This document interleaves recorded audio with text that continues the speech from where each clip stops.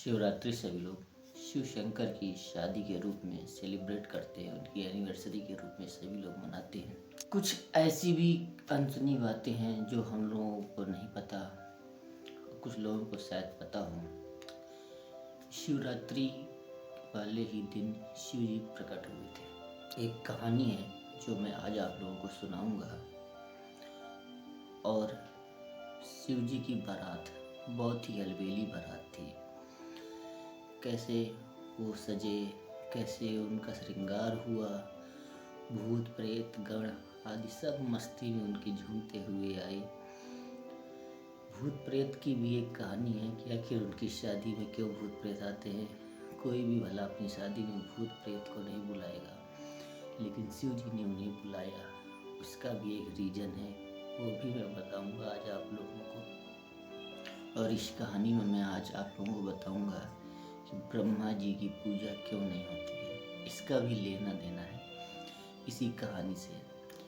मतलब कि शिवरात्रि वाले ही दिन बहुत कुछ हुआ था जो आपको हम लोगों को नहीं मालूम है। शिवरात्रि ही वाले दिन ब्रह्मा जी को श्राप मिला। एक फूल होता है केतकी का, उसको भी ब्रह्मा जी के साथ में श्राप मिला था।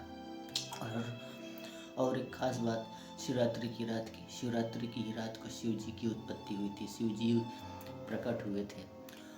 और शिवरात्रि को सब लोग तो जानते ही हैं कि इस दिन माता पार्वती के साथ में भोले बाबा का विवाह हुआ था। तो इस वजह से सब लोग शिवरात्रि सेलिब्रेट करते हैं। सबसे पहले तो जो मेरी पिता समान ऑडियंस है उसको मेरा नमस्कार, और जो मेरी माताएं हैं उनको भी मेरा नमस्कार। मेरा नाम आलोक है। तो चलिए शुरू करते हैं। सृष्टि का संचार हो गया था। ब्रह्मा जी ने सृष्टि का निर्माण कर दिया था और विष्णु जी सृष्टि को संभाल रहे थे। बहुत ही बखूबी वो दोनों अपना अपना काम कर रहे थे। किसी से कोई भूल नहीं होती थी। बहुत ही अच्छे थे, बहुत ही निपुण थे दोनों। इतने निपुण थे कि दोनों को अहंकार हो गया। ब्रह्मा जी बोलते हैं कि मैं महान हूँ, मैंने सृष्टि को बनाया है। और विष्णु जी बोलते हैं कि मैं महान हूँ, मैं इसको चला रहा हूँ। तो इन दोनों की बहस हो रही थी। तो शून्य की गर्भ से एक बहुत ही विशाल अग्नि स्तंभ उत्पन्न हुआ।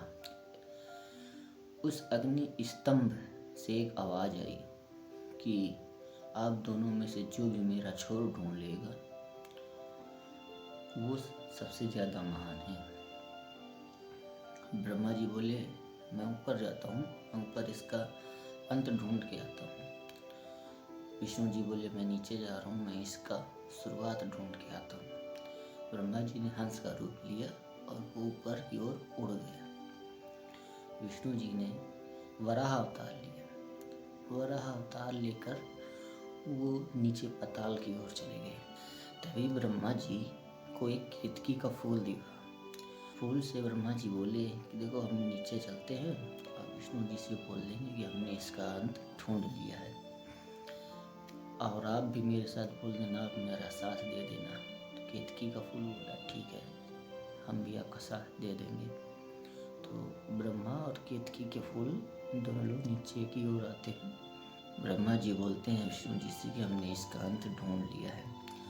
और विष्णु जी अपना हार मान लेते हैं, नतमस्तक हो जाते हैं, सर झुका करके बोलते हैं कि मुझे इसका छोर नहीं मिला है। तभी ईशान रूप में शिव जी प्रकट हुए और उन्होंने ब्रह्मा जी को श्राप दिया। उसी श्राप के कारण ब्रह्मा जी की आज पूजा नहीं होती है। पूरे संसार में ब्रह्मा जी का मात्र एक ही मंदिर है, राजस्थान में पुष्कर में है, और कोई दूसरा मंदिर नहीं है। और ब्रह्मा जी के साथ साथ केतकी को भी श्राप मिला। ये थी शिव जी के प्रकट होने की कहानी। उसी दिन से शिवरात्रि मनाई जाने लगी शिव जी की। अब आप लोग कहेंगे कि ये शिवरात्रि तो शिव जी की पार्वती की साथ में शादी हुई थी इसलिए शिवरात्रि मनाते हैं।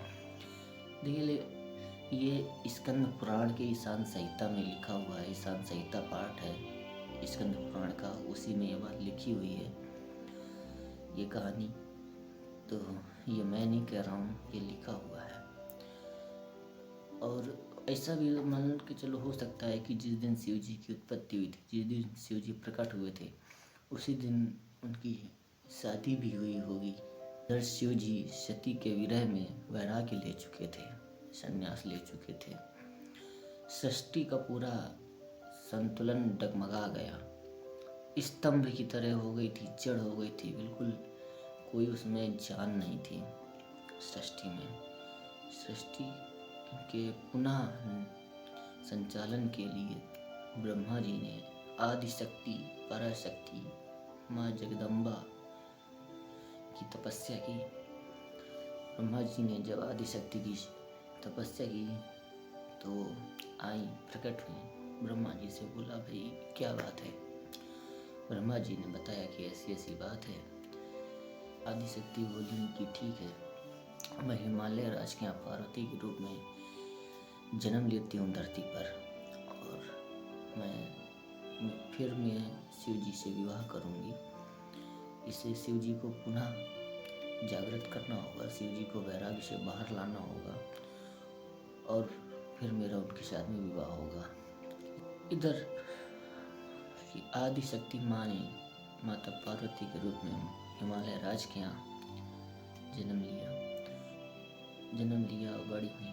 उन्होंने तपस्या की, घोर तपस्या की। इधर माता पार्वती तपस्या कर रही हैं शिव जी के लिए, उधर शिव जी अलग तपस्या में लीन है। शिव जी अपनी तपस्या से बाहर आए, फिर उनकी माता पार्वती से फाल्गुन मास में कृष्ण पक्ष की चतुर्दशी के दिन विवाह तय हुआ।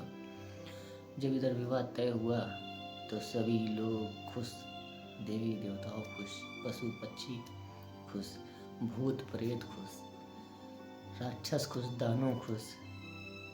हर पत्ता पत्ता, हर कण कण शिव की शादी के लिए बहुत ही प्रसन्न उल्लास मना रहे थे। शिवगण बोले कि हम आपको सजाएंगे। अच्छा, भूत प्रेत की बात आई।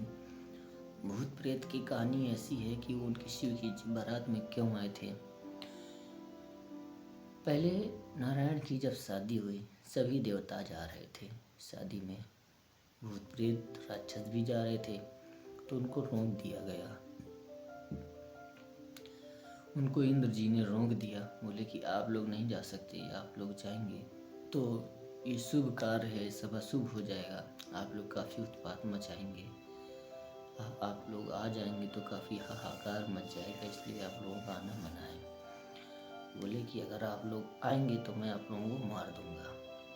उनको डराने लगे भूत प्रेतों को। तो भूत प्रेत नहीं गए, बाहर ही खड़े थे एक कोने में। जब शिव जी आए तो उन्होंने पूछा कि तुम लोग क्यों मुँह लटका कर खड़े हो, क्या बात है। तो उन्होंने बताया कि ऐसी ऐसी बात है, हमको अंदर नहीं जाने दिया जा रहा है, हम भी शादी देखना चाहते थे लेकिन नहीं आने दे रहे हैं। तो शिव जी बोले कोई बात नहीं, मैं आप लोगों को वचन देता हूँ, जब मेरी शादी होगी तो आप सब लोग आना। शिव जी ने ही भूतों प्रेतों को वचन दिया था, उनको अपनी शादी में आने के लिए बुलाया था। इसी कारण शिव जी की शादी में भूत प्रेत सभी लोग आए थे, क्योंकि शिव तो सबके हैं, चाहे भूत प्रेत हो, इंसान हो, फूल पत्थर पानी जो भी हो, कण कण में शिव हैं, सबके शिव हैं, इसलिए उन्होंने सबको मौका दिया। तो इधर भक्तगण, उसके शिवगण उनको सजाने में लगे। अब कैसे सजा रहे हैं उनको, ये कहने वगैरह, सोने चांदी जेवरात, इन सब चीज़ों से तो उन्हें कोई लेना देना नहीं था। अब तो वो क्या जानते थे, वो उनके पास बस यही आभूषण के रूप में उन्होंने शिव जी को सांप, एक पंचमुखी सांप का सेहरा बना के उनके चेहरे के आगे लटका दिया। सांप लटक रहे हैं, एक पंचमुखी सांप को पकड़ करके उन्होंने उनका मुकुट बना दिया, उनके सर के ऊपर रख दिया, उसको बांध दिया, गोल गोल लपेट करके वो मुकुट बन गया। और कानों में कुंडल हम लोग पहनते हैं, सभी देवताएं पहने थे, तो अब शिव जी के लिए कुंडल उन्होंने ढूंढे, तो वो बिच्छू होते हैं, बिच्छू को ऐसे लटका दिए दोनों कानों में शिव जी के, उनके कुंडल हो गए। अब हाथों में कड़े के रूप में उन्होंने एक सांप लाए, दोनों हाथों में लपेट दिया, कड़े बन गए। अब बोले कि माला, दूल्हा माला पहनता है तो उनको माला कैसे बनाए, तो एक गड़ गया शमशान से खोपड़ियाँ उठा लाया। खोपड़ियाँ होती ना, खोपड़ियाँ ढांचे हड्डी के उठा लाए। अब माला बनाए कैसे? एक बहुत ही पतला सा लंबा सा सांप पकड़ा और उसको उन्हीं खोपड़ियों को उसी में पुहा करके शिव जी के गले में माला डाल दी, माला बना दी खोपड़ियों की। अब एक गड़ गया, बोले कि अभी कुछ कमी है, हो गया। शमशान से राख ले आया, शिव जी के पूरे शरीर में राख मल दी ऊपर से नीचे तक। बोले कि बाबा आप तैयार हैं, आपका जो है पूरा श्रृंगार हो गया, बहुत ही अच्छे लग रहे हैं। तो शिव जी बोले चलो अब बारात ले चलते हैं, बारातियों को बुलाओ। सभी देवता गण आए। जब उन्होंने शिव जी का रूप देखा तो खुद देवता ही थे वो, उनका इस रूप देख करके वो बोले कि बारात लेकर के चल रहे हैं हम लोगों ने विचार किया कि अगर ये लोग आगे चलेंगे तो हम लोग जब पहुँचेंगे बाराती मिलेंगे हम लोगों को तो वो तो पहले ही देख करके भाग जाएंगे। तो सबसे आगे देवता चलने लगे और पीछे ये शिवगढ़ जो भूत प्रेत थे सब लोग ये पीछे चल रहे थे। तो इधर जब बारात पहुंची हिमालय राज के यहाँ, सभी लोगों ने बारातियों का स्वागत किया। आगे तो देवता थे, तो सभी लोग बोले अरे वाह कितने सुंदर सुंदर बाराती हैं। जब बाराती इतने सुंदर हैं तो दूल्हा कितना सुंदर होगा, सब लोग ऐसे ही कल्पना कर रहे थे। पार्वती की माता श्री मैना माता आई दूल्हे का स्वागत करने के लिए। मतलब एक रस्म होती है कि जब बारात दरवाजे पर आती है तो उसका स्वागत किया जाता है, उसको द्वारचार बोलते हैं। तो बारातियों के स्वागत के लिए मैना माता आई और जब उन्होंने देखा दूल्हे का स्वरूप, इधर भोले बाबा ने भी अपना वो जो सेहरा बांधे हुए थे सांपों का, उसको ऐसे उठा करके और मुस्कुरा दिए। उनकी मुस्कुराहट देखकर मैना माता बेहोश हो गई, वहीं पर मूर्छित होकर गिर गई। तो उनको सभी लोगों ने मिलकर उठाया, अंदर लाए, उनको होश में लाया गया। पूछा भाई क्या हो गया?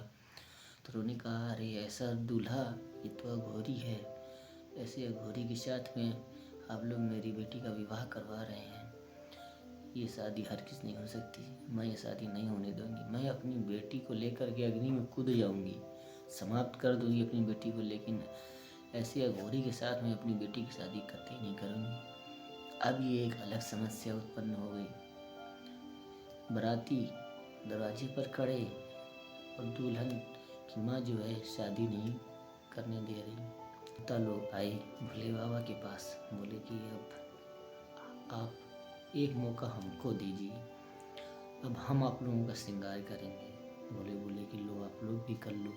अपनी तरह से पीताम्बर वस्त्र पहनाए उनको कानों में कुंडल और मतलब पूरा अपने देवताओं उन्होंने अपने तरह से उनका श्रृंगार किया। जब इधर भोले बाबा रेडी हुए तो वो स्वरूप बहुत ही दिव्य स्वरूप था। सभी लोग जिसकी नज़र एक बार पड़ जाए तो नज़र ही नहीं हटती थी भोले बाबा से। फिर मैना माता ने जब उनको देखा तब वो राजी हुई। भोले बाबा के उस स्वरूप को एक नाम मिला, चंद्रशेखर नाम मिला उनको। अब विवाह हुआ, विवाह संपन्न हुआ, माता पार्वती के साथ में भोले बाबा का विवाह हुआ। फाल्गुन मास की कृष्ण पक्ष की चतुर्दशी को ये विवाह संपन्न हुआ और तभी से हम और आप लोग उनके विवाह को सेलिब्रेट करते हैं, उनकी मैरिज एनिवर्सरी मनाते हैं शिवरात्रि के रूप में। ये थी भोले बाबा की बारात। कैसी लगी आप लोगों को? मेरी तरफ से सभी को शिवरात्रि की हार्दिक शुभकामनाएं। सभी लोग भोले बाबा की एनिवर्सरी को अच्छे से मनाइए, खुशी से मनाइए, खुश रहिए, मस्त रहिए, व्यस्त रहिए। यही है मेरा कामना कि आप लोग शिवरात्रि को बहुत ही हर्षोल्लास के साथ में मनाएं और इस वीडियो को ज़्यादा से ज़्यादा अपने रिश्तेदारों को भी शेयर करिए। मिलते हैं आपसे अगली वीडियो में, बाय बाय।